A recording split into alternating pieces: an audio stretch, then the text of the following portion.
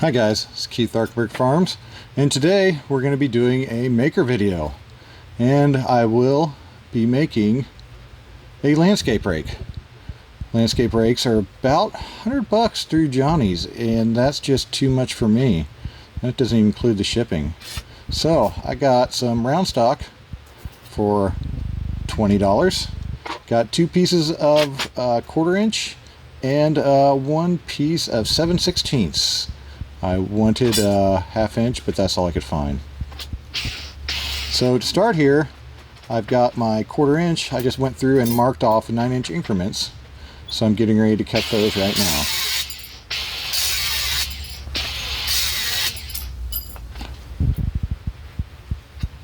So the reason I'm cutting these into 9-inch sections is because my finished teeth on my rake will be about 4 inches with a 1/2 inch to weld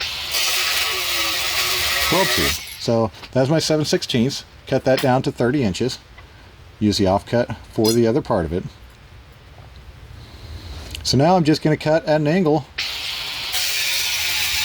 my 9-inch pieces in half to make 2 4.5 inch pieces. And I'll just continue to repeat this until I have all of my pieces cut. Again, I marked all of this out in advance with both sticks next to each other, so hopefully these will all be the same when it comes time to finish the project.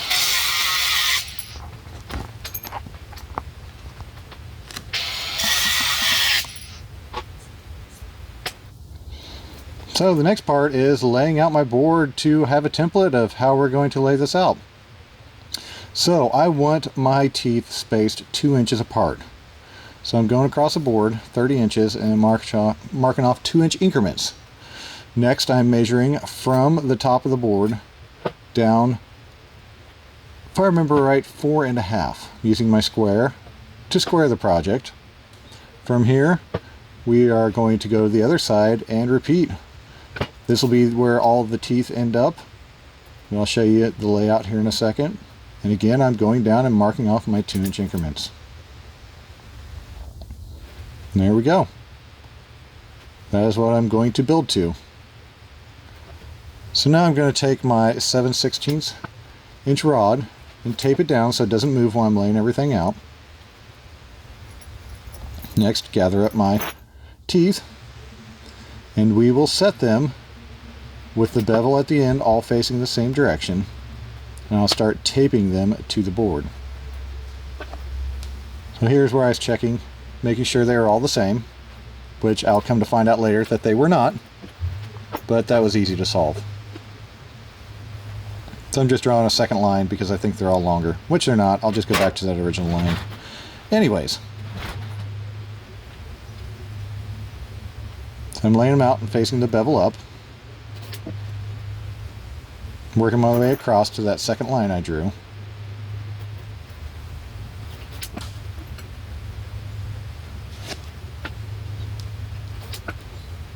Until I start to discover that some of those are longer than others. So I decided to move back to the original line that I was going to use in the first place, which was no problem. We'll do some trimming here in the end anyways. Now, later I will find out that I did forget to move one of them. But again, that was easy to fix. Now, if you can see on my roll of tape there, I have a tape cutter, which is a very, very useful tool to have. Anytime you're doing a lot of taping, like we mark all of our totes in the pack house with that. So it makes it really easy to pull off a piece and cut it. It's called a tadpole tape cutter. You can find them at your hardware store or online. So I've got them all laid out, ready to go. And now we start to weld. I am just stick welding for this because that's all I have. I'm using the smallest sticks I could find because it's such a small project.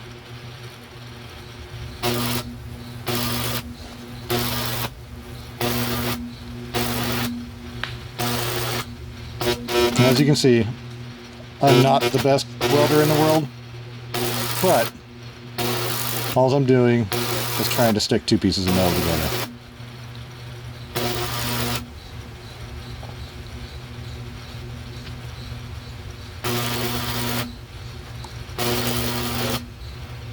So I'll just continue welding this until I have everything welded up.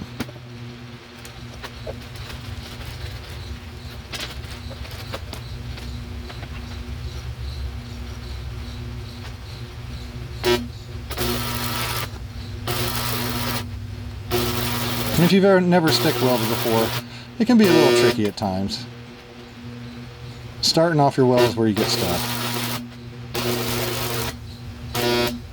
But once you really get the hang of it, then you have no problem.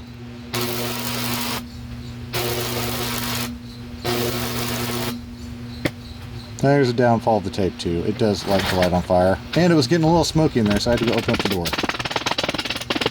Now we're just breaking the slag free.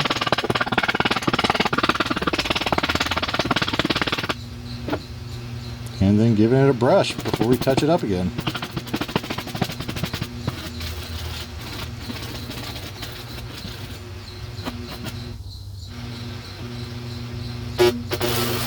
So I know some holes, so I went ahead and did some more welding. Just tried to fill in the gap.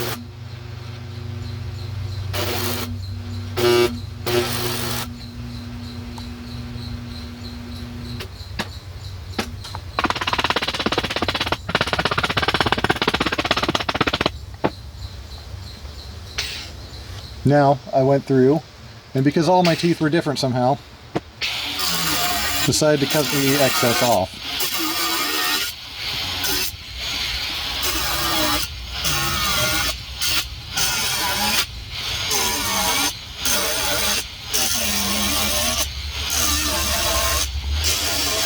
Now they're all pretty much flush with the top of the rake. Quick little cleanup again.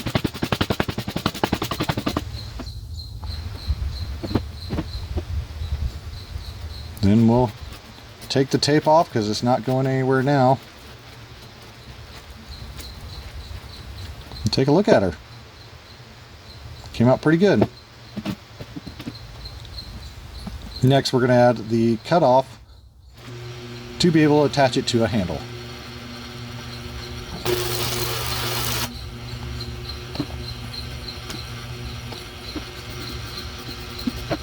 Pretty simple. Just making sure to get it welded all the way around. And I went back through and hit the areas where the cutoffs were to make it stronger.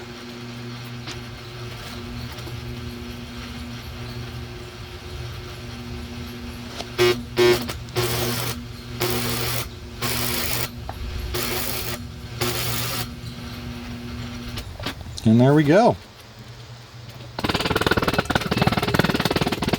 Again, cleaning up the welds.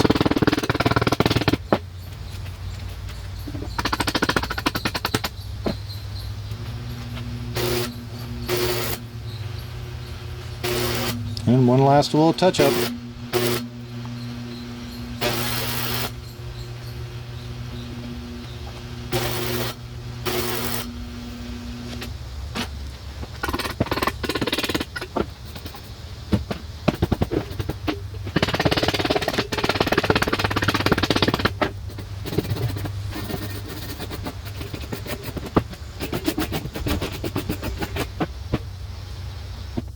And there we go. Just simple as that. And that's where I noticed that one tooth was longer than all the rest. But it was an easy fix. There we go. Fixed. Just like that. Now that I have the rake part, I need a handle. So I went over to my tree line and found one. Figured if I'm going to go cheap on the project, might as well make my own handle while I'm at it. So I found a nice handle-sized tree in the tree line that wasn't supposed to be there anyways. So what I'm doing here is using a spoke shave, and I'm going about removing all of the bark on it at this point. Very easy to do while it's green.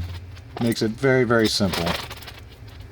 Now, I did originally cut a branch out of there from an oak tree that had been in there for quite a while, and it was good and straight, but it was bigger around than my arm.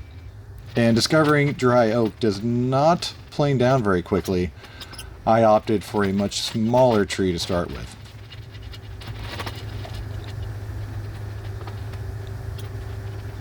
So still at this point, I'm just starting to take off the outside layer, just kind of straightening out my stick.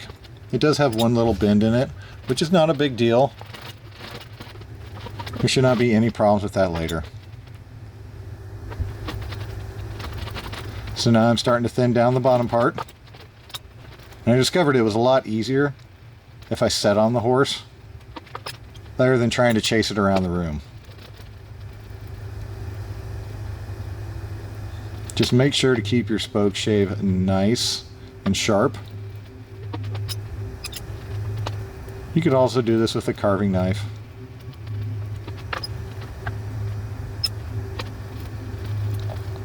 But it's just simple as that. I mean, it's a little tricky getting good with the spoke shave so you don't dig in too deep and start ripping the fibers. Especially when you start getting down towards the end where the fibers kind of move in just about all directions. Now I'm turning around to get the end of it. Just being very careful to cut and not tear. So when I started going back the other direction, out away from me to get the end cut off. Because I had to take a good, probably about an inch off the diameter down at this far end just because of the size of the tree.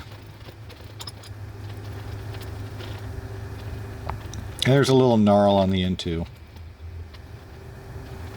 But again, I'm not trying to get to the very, very far end.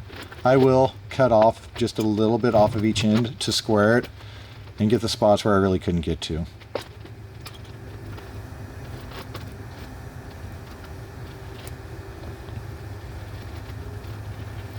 Right here is where I had another branch coming out of it, so I had to be a little bit more finicky and take a little bit more time in that area to actually cut it down.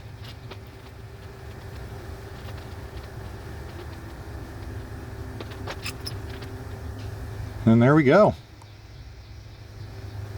Pretty good. See, it's got a little bit of a bend in it, but I'll leave that downwards. So now since it's green, I can sand it a little bit and knock off at least the excess fibers. I'll have to go back through once it dries and give it another good sanding. And on top of that, I can add my linseed oil at that point, which will be the finish for it. I got a 1/2 inch drill bit for my 7/16 inch shank. Find out where it goes into. Drill in the hole, drilled it through, drilled it into the rake itself. That gave me a marking point. And I drilled it so I can put a pin in it to keep it attached to the handle. I drilled it through the back and put in my pin. And there we go. Just as simple as that. I will go back through and epoxy in the handle when I'm done. So, hope you all liked what you saw today. If you did, don't forget to like and subscribe. And here is the beauty shots of my beautiful landscape rake. Turned out very nice. I am very, very happy with it.